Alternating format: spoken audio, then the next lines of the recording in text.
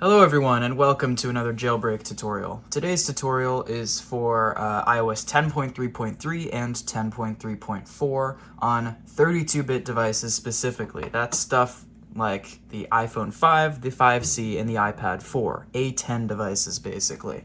I'll be demoing on this green 5C today. Alright, so a few prerequisites that you'll need. Number one, you'll need a compatible device. Any devices I haven't mentioned, like 64-bit devices, anything newer that's running iOS 10, this tutorial is not for. So make sure you have a compatible device. All right, good. You'll need a lightning cable like this crappy one I'm using today that barely even works. And you'll need a computer. It can be a PC or a Mac. The process is mostly the same between the two. This will be focused on PC, obviously, but pretty much the only difference on Mac is you'll need to download a different version of the app we'll be using. So, yeah. Should be able to figure that out yourself.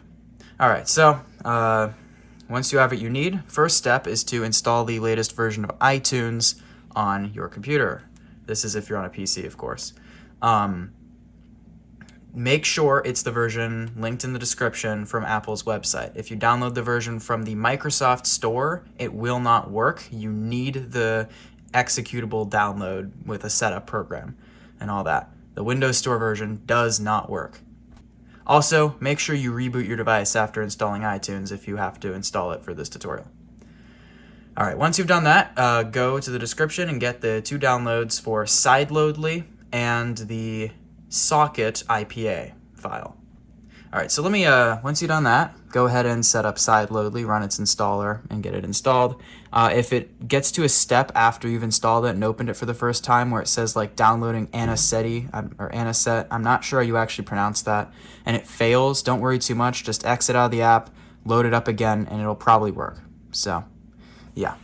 Once you have that all set up, you're ready to begin. So, let me give you a quick bit of knowledge here on what we're actually doing. So what we need to do to jailbreak your iPhone or iPad is we have to sideload a jailbreak app that's going to jailbreak the device, in this case, Socket. Now, Apple, unlike an Android device, doesn't make sideloading easy. They make it pretty difficult. You have to actually sign the app with Apple's servers. And to do this, you actually do need your Apple ID. So if we launch Sideloadly here on my device, you'll see there's a field for your Apple ID. Now obviously, when entering your Apple ID and password into something, you want to make sure it's safe. Now I can personally say with 100% confidence that Sideloadly is safe. It has been used for years, it's made by trusted people, and there are no reports of it stealing anyone's information. It's just sending it to Apple's servers because you can't sideload apps unless you're already jailbroken. Without signing with Apple's servers. If you're not jailbroken, which you're not because you're here trying to jailbreak, you need to sign it. But while I can say with confidence that this tool is 100% safe, you shouldn't trust me. I'm just a random guy on the internet. Go, Google, search, do your research, make sure that you can confirm yourself that it's safe, because even though I know it's safe and I'm 100% confident, you shouldn't just trust a random guy on the internet. So go and make sure that I'm not just one guy saying it's safe and everyone else says it's gonna steal your details, because that's just good security practice.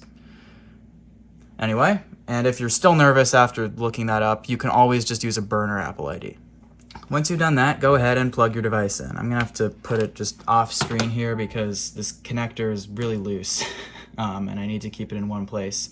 If you see a message pop up on the device to say trust this computer, make sure you've done that, make sure the computer is trusted, and then it should go ahead and appear in this field up here, and it should be detected by Sideloadly. Then you'll want to click on the IPA button right here and select Socket wherever it's downloaded.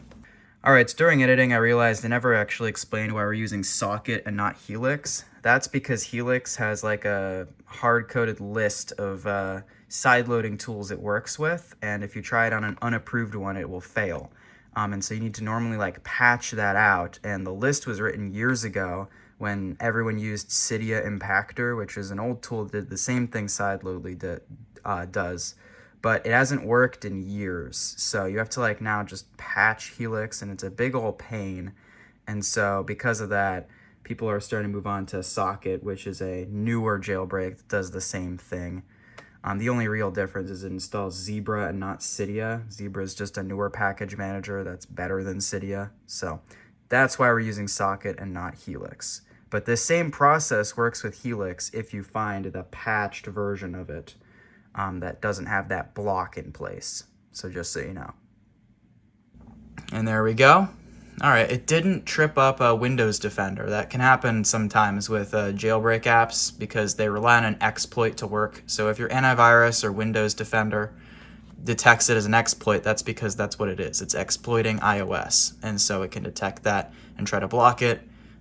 You might have to allow it through. It looks like it hasn't done that this time. It might when we actually start. We'll see. Again, if you don't believe me, you can go and check, do your own research to show that it isn't a virus. But this is an open source tool. The link in the description straight to GitHub. You can look through the code yourself. It's safe and trusted. Now I'll enter my Apple ID, censored for obvious reasons. And now we'll hit start. All right, so I hit the start button and now it needs my password. Now it needs my 2FA code. All right, I put in my 2FA code and now it's going ahead and signing the app over. So wait until this finishes. And there we go. It finished successfully. And again, if it trips up your antivirus for whatever reason, like some of these can do, it didn't do it this time for me, but it might for you. Just let it through. All right, next you're going to need to go to your device, and there it is, Socket. And then you might click on it, and you'll see an error about an untrusted developer. So to get around this, we have to go into Settings. Go ahead and scroll down to General, and then down to Device Management. Click on your Apple ID, which should show here. And then on this screen, just hit this button that says Trust. And then Trust again. I know all of this is censored. It's pretty self-explanatory. I just don't want to show my Apple ID. Once you've done that, Socket should open. And we're in. Now it's just as simple as hitting the jailbreak button. And it failed the first time. This can happen sometimes, especially if your device has just been rebooted. It's just booted up. It can need a few minutes to settle. Or it can just fail sometimes. We'll try a few more times here. If it fails a bunch of times here and just doesn't work, we can also just try rebooting the device. Yeah, so it's not working, so we're just going to try to reboot the device. This can happen sometimes. It's pretty normal. My device just rebooted, but I'm going to give it about a minute just to cool off, sitting here on at the home screen, just because if you do it too soon after it reboots, that increases the chances of it failing, because the jailbreak needs a lot of the system resources to be free, or else it might overload or something. So when the device is just booted up, it's doing a lot of things in the background, so you do have to wait for it to sort of cool off, if that makes sense. It's probably been long enough. We'll enter in now and try again. All right, and there we go. That storage almost full is a very normal thing that happens in pretty much any jailbreak when you're running it. Just ignore it. It's a phantom message. You can see here it looks like this time it is working. And it's done. Now we respring. Or it's probably going to do that automatically anyway. Now we have Zebra installed. So yeah, it does not install Cydia, which is fine anyway because Zebra is a better package manager. It's faster, more streamlined. And we're in. At this point, you should be just about good to go. Now just remember, this is a semi-untethered jailbreak. It is not fully untethered, meaning that if the device reboots, you have to kickstart the jailbreak in the Socket app. This also means that because we've signed the app, it will expire after 7 days, meaning you'll have to rerun the process of sideloading it in Sideloadly on the computer, which is one of the limitations of this type of jailbreak. However, there is currently no untethered jailbreak for iOS 10.3.3. Anyway, should be all good to go now. Looks like Modby might be down. It's been a while since I've checked this. Yeah, it's just not there anymore. That's a shame. Anyway, though, that should be all for this tutorial. If you have any problems, leave a comment, but make sure that you've if it's something you can probably just answer by Googling, remember Google exists. Try Googling it first, and because a lot of questions I get are stuff that can easily just be Googled. So think, is this question Googleable? Is this error, have I tried Googling this error before asking about it? Maybe something already exists online. Because I get a lot of comments, and it would help the comment spam a lot if you make sure to do your due diligence, and Google problems that are Googleable before leaving a comment. But anyway, I will be around to answer those. With that, thank you for watching. Hope I was able to help.